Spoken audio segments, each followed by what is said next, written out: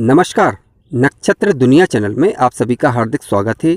आज के वीडियो में हम ये जानेंगे कि उच्च के ग्रह कई बार उच्च का परिणाम क्यों नहीं देते। यानी हमारी कुंडली में यदि कोई ग्रह उच्च का होता है तो उसकी दशा या अंतर्दशा आने पर कई बार हमें उसके उच्च के परिणाम नहीं मिल पाते या अच्छे परिणाम नहीं मिल पाते। ऐसा क्यों? इसी समस्या का समाधान इस वीडियो में किया गया है। इसके अलावा नीच के ग्रह कभी अच्छा फल देते भी पाए जाते हैं, तो ऐसा क्यों होता है कि ग्रह नीच का होने के बावजूद अच्छा फल किस तरीके से दे रहा है। इसके अलावा आज के वीडियो में हम भावचलित कुंडली और लग्न कुंडली में मुख्य अंतर क्या है इसे आप समझ पाएंगे, ताकि ग्रहों के रिजल्ट को समझने में काफ़ी आसानी हो जाएगी। काफ़ी शंकाओं का समाधान आज का वीडियो करता है। चीज़ों को मैंने स्टेप बाय स्टेप लेने का प्रयास किया है। यदि आप चैनल पर नए हैं तो चैनल को सब्सक्राइब अवश्य करें। आइए शुरू करते हैं। मित्रों, सबसे पहले हम समझेंगे कि लग्न कुंडली और चलित कुंडली में वास्तविक अंतर क्या होता है। इसे मैंने उदाहरण के माध्यम से समझाने का यहाँ पर प्रयास किया है। आइए समझते हैं। यहाँ पर आप स्क्रीन पर देख सकते हैं कि मैंने एक कुंडली ली हुई है, एक लग्न कुंडली ली हुई है और इसके अलावा एक चलित कुंडली ली हुई है। ठीक है, यहाँ पर ये कुंडली जो है वो वृश्चिक लग्न की बनी हुई है। आप देख सकते हैं कि सबसे पहले लग्न कुंडली को देखिए कि यहाँ पर लग्न भाव में 8 नंबर का अंक लिखा है, यानी वृश्चिक राशि की ये कुंडली है और सूर्य लग्न भाव में बैठा हुआ है, यानी सूर्य मित्र राशि का होकर लग्न भाव में बैठा हुआ है। लेकिन यदि जैसे ही हमने चलित कुंडली बनाई तो चलित कुंडली में हमने पाया कि सूर्य जो है वो 12वें भाव में आ गया है। ठीक है, यानी 7 नंबर की राशि जहाँ पर लिखी हुई है यानी तुला राशि, और तुला राशि में सूर्य नीच का होता है। तो अब हम क्या माने, यानी लग्न कुंडली में तो ये मित्र राशि में बैठा हुआ है और चलित कुंडली में ये तुला राशि में बैठा हुआ है। तो किस प्रकार से इसके प्रभाव को देखा जाता है, तो देखिए, यदि आपको सूर्य का प्रभाव देखना है कि सूर्य किस भाव का प्रभाव दे रहा है, यानी लग्न का प्रभाव दे रहा है या 12वें भाव का प्रभाव दे रहा है, तो भाव का प्रभाव देखने के लिए हमेशा चलित कुंडली देखी जाती है। ठीक है, पहली बात, यानी चलित कुंडली से ही आप ग्रह के प्रभाव को देखें। दूसरी बात समझते हैं, दृष्टि प्रभाव की बात करते हैं। यदि मान लीजिए कि हमें दृष्टि देखना हो तो कैसे देखेंगे, क्योंकि लग्न कुंडली में तो लग्न में सूर्य बैठा हुआ है और चलित कुंडली में 12वें भाव में बैठा हुआ है। तो ध्यान रखें कि जब कभी भी दृष्टि प्रभाव की बात आएगी तो दृष्टि प्रभाव के लिए हमेशा हम लग्न कुंडली का सहारा लेंगे, यानी लग्न कुंडली से ही दृष्टि प्रभाव को देखा जाएगा। तो सूर्य की दृष्टि 7वें भाव पर मानी जाएगी, ना कि 6वें भाव पर। ठीक है, दूसरी बात, अगली बात पर विचार करते हैं। सूर्य शत्रु राशि में बैठा हुआ माना जाएगा, यानी कह सकते हैं कि नीच का माना जाएगा, मित्र राशि में बैठा हुआ माना जाएगा। तो देखिए, इसके लिए भी हम लग्न कुंडली को ही देखेंगे। सूर्य यहाँ पर मित्र राशि में बैठा हुआ माना जाएगा, हालांकि वो लग्न का प्रभाव नहीं देगा, प्रभाव देगा कुंडली के 12th हाउस का, यानी नीच राशि का प्रभाव यहाँ पर वो देगा। लेकिन सूर्य बैठा हुआ माना जाएगा मित्र राशि के अंदर, क्योंकि लग्न से ही हम ये देखेंगे। मित्रों, आइए अब युति प्रभाव को समझ लेते हैं। मान लीजिए कि वृश्चिक लग्न की इसी कुंडली में मंगल लग्न में ही बैठा हुआ है, ठीक है, और सूर्य भी लग्न में ही बैठा हुआ है।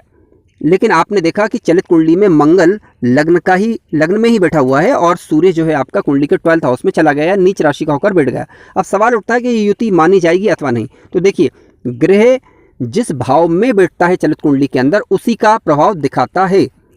तो लग्न कुंडली के हिसाब से देखें तो सूर्य मंगल की युति आपको दिखाई देगी, लेकिन प्रभाव दिखाई नहीं देगा, क्योंकि मंगल लग्न का प्रभाव दिखाई देगा।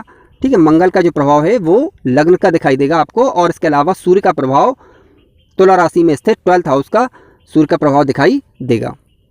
अब ये सूर्य क्या अच्छा रिजल्ट दे सकता है या नहीं दे सकता है, इसकी चर्चा उच्च राशि और नीच राशि के बिंदुओं को समझने के बाद स्पष्ट हो जाएगी। आइए अब आज के दूसरे विषय को समझते हैं। आज का दूसरा विषय था हमारा कि उच्च के ग्रह कब श्रेष्ठ परिणाम नहीं देते या फिर श्रेष्ठ परिणाम देते हैं। तो देखिए, यहाँ पर मैंने समझने के लिए एक मेष लग्न की कुंडली ली हुई है। आप देख सकते हैं कि सूर्य लग्न में बैठा हुआ है। ठीक है, यानी 1 नंबर की जो राशि लिखी हुई है वहाँ सूर्य बैठा हुआ है। तो मेष राशि में सूर्य उच्च का माना जाता है। अब मान लीजिए कि सूर्य ये लग्न में ही बैठा हुआ है। अब सवाल उठता है कि सूर्य जो है आपको उच्च का रिजल्ट देगा या नहीं देगा, यानी जब कभी भी सूर्य ग्रह की दशा या अंतरदशा आएगी तो इसके अच्छे रिजल्ट मिलेंगे या नहीं मिलेंगे। क्योंकि कई बार देखा जाता है कि सूर्य उच्च का होने के बावजूद या फिर कोई भी ग्रह उच्च का होने के बावजूद अच्छा रिजल्ट नहीं देता। ऐसा क्यों? तो देखिए, समझते हैं इसको। अब यहाँ पर हमें ये देखना होगा कि जिस राशि में सूर्य बैठा हुआ है, यानी 1 नंबर की राशि यानी मेष राशि में सूर्य बैठा हुआ है, तो इसका जो स्वामी ग्रह मंगल वो कहाँ बैठा हुआ है। तो आप देख सकते हैं कि ये 4th भाव में बैठा हुआ है नीच राशि में, यानी मंगल ग्रह नीच राशि में बैठ गया है। तो इसका मतलब ये है कि कोई ग्रह जिस भाव में उच्च का होता है उसमें जो राशि का अंक लिखा होता है वो ये तय करेगा कि उच्च का ग्रह आपको अच्छे रिजल्ट देगा या नहीं देगा। तो आपने देखा कि मंगल ग्रह खुद नीच का होकर चतुर्थ भाव में बैठा हुआ है, तो इसका मतलब यह है कि सूर्य ग्रह अपनी दशा या अंतर्दशा आने पर आपको अच्छे परिणाम नहीं दे पाएगा। क्यों? क्योंकि जिस भाव में वो उच्च का होता है, जिस भाव में वो उच्च का हो रहा है, वहां का राशिपति स्वयं नीच का होकर बैठा है, इसलिए अब इस सूर्य के अच्छे प्रभाव देखने को नहीं मिलेंगे। आइए दूसरे उदाहरण से समझते हैं। इसी पहलू को समझने के लिए दूसरा उदाहरण लिया गया है। देखिए, सूर्य यहाँ पर आप देख सकते हैं कि मेष राशि में उच्च का हो गया है, ठीक है। अब यहाँ पर मंगल ग्रह की बात करें तो मंगल ग्रह 10वें भाव में बैठकर, यानी 10वें भाव में बैठा हुआ है और 10 नंबर की राशि लिखी हुई है। किसी भी भाव में 10 नंबर की राशि लिखी हो और मंगल बैठा हो तो समझ लीजिए मंगल उच्च का है। तो आप देख सकते हैं कि यहाँ पर सूर्य ग्रह भी उच्च का है और मंगल ग्रह भी उच्च का है। यानी मंगल ग्रह या तो स्वराशि मित्र राशि में बैठ जाए या उच्च राशि में बैठ जाए तो फिर ये उच्च का सूर्य भी उच्च के रिजल्ट देगा। मंगल तो अच्छे रिजल्ट देगा ही देगा, आपको यहाँ पर सूर्य के भी अच्छे रिजल्ट अब दिखाई देंगे। क्यों? क्योंकि मंगल ग्रह खुद जिस राशि में यानी सूर्य उच्च का हुआ है उस राशि का स्वामी यानी मंगल वह खुद उच्च का होकर बैठा हुआ है। तो अब इस सूर्य के आपको अच्छे रिजल्ट दिखाई देंगे। आइए आज के तीसरे विषय को समझते हैं। आज का तीसरा विषय था, क्या नीच के ग्रह हमेशा खराब प्रभाव ही देंगे या कभी अच्छा प्रभाव भी देते हैं? आइए समझते हैं। मित्रों, समझने के लिए मैंने यहाँ पर एक मेष लग्न की ही कुंडली बनाई हुई है। आप देख सकते हैं कि सप्तम भाव में 7 नंबर का राशि का अंक लिखा है और सूर्य बैठा हुआ है। तो यहाँ पर 7 नंबर की राशि का अंक लिखा हो और सूर्य बैठा हो तो समझ लीजिए सूर्य नीच राशि का होता है। अब हमारे अंदर एक भय रहता है, क्या सूर्य ग्रह की जब कभी भी दशा या अंतर्दशा आएगी तो क्या इसके हमेशा बुरे प्रभाव देखने को मिलेंगे? तो देखिए, इसके लिए हमें यह देखना होगा कि तुला राशि का स्वामी यानी शुक्र कहाँ बैठा हुआ है। यानी शुक्र यदि नीच राशि का होकर बैठा हुआ है तो हाँ, सूर्य के हमें बुरे प्रभाव देखने को मिलेंगे। और यदि शुक्र स्वराशि या उच्च राशि का होकर बैठा हुआ है तो हमें सूर्य के अच्छे प्रभाव दिखाई देंगे, या कह सकते हैं कि सामान्य मिले जुले प्रभाव फिर दिखाई देंगे।